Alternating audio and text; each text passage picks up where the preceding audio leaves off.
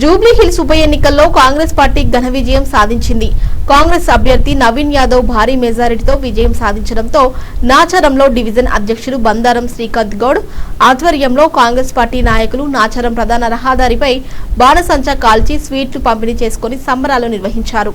ఈ సందర్భంగా శ్రీకాంత్ గౌడ్ మాట్లాడుతూ జూబ్లీ హిల్స్ ఉప ఎన్నికల్లో వచ్చిన ఫలితాలే రానున్న జీహెచ్ఎంసీ స్థానిక సంస్థల ఎన్నికల్లో రిపీట్ అవుతాయని అన్నారు. బీఆర్ఎస్ పార్టీ నాయకులు నవీన్ యాదవ్ పై చేసిన అసత్య ఆరోపణలకు జూబ్లీ హిల్స్ ప్రజలు ఓటుతో సమాధానమిచ్చారన్నారు.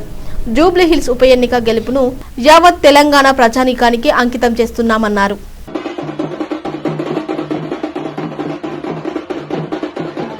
జూబ్లీ హిల్స్ లో భారీ మెజారిటీతో గెలవడం జరిగింది.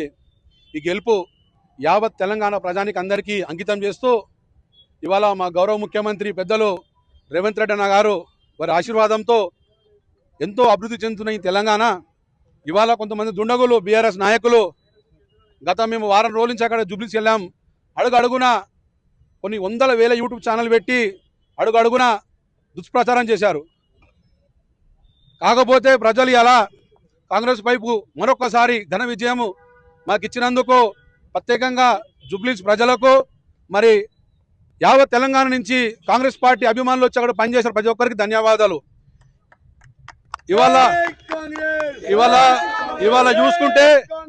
ఇవాళ చూసుకుంటే బీఆర్ఎస్ ప్రభుత్వం ఇప్పటికైనా కొంచెం సిగ్గు తెచ్చుకోవాలి. మీరు 10 ఏళ్ళు మీకు ప్రభుత్వం మీకు అధికారం ఇచ్చినప్పుడు మీరు ఏం చేసిరు? ఇవాళ జూబ్లీస్లో వచ్చి ఏదో మాట్లాడుతురు, తప్పుడు ప్రచారాలు చేస్తురు. మీరు గూండా అని చెప్పి రౌడీ అని చెప్తురు. ఇవాళ ఎవరు గుండా ఎవరు రౌడీయో ప్రజలు గమనించారు కాబట్టి నవీన్ అన్నకు భారీ మెజారిటీతో తెలియడం జరిగింది.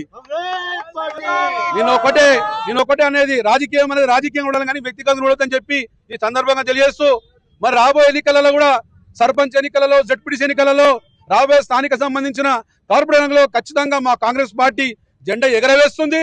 ఖబర్దార్ బీఆర్ఎస్ నాయకులారా, ఇకనైనా మీరు కొంచెం బుద్ధి తెచ్చుకొని ప్రజల పట్ల కొంచెం ప్రేమతో ఉంటే కొంత మీ మీద ప్రేమ ఉంటుంది. మీరు ఇదే విధంగా మీరు చేస్తే మా కార్యకర్తలు అందరం కలిసి రేపు రోడ్ల మీద కూడా చేస్తాం. ఎందుకంటే చూస్తూ మేము కూడా చాలా ఓపిక పట్టాం ఇన్ని రోజులు.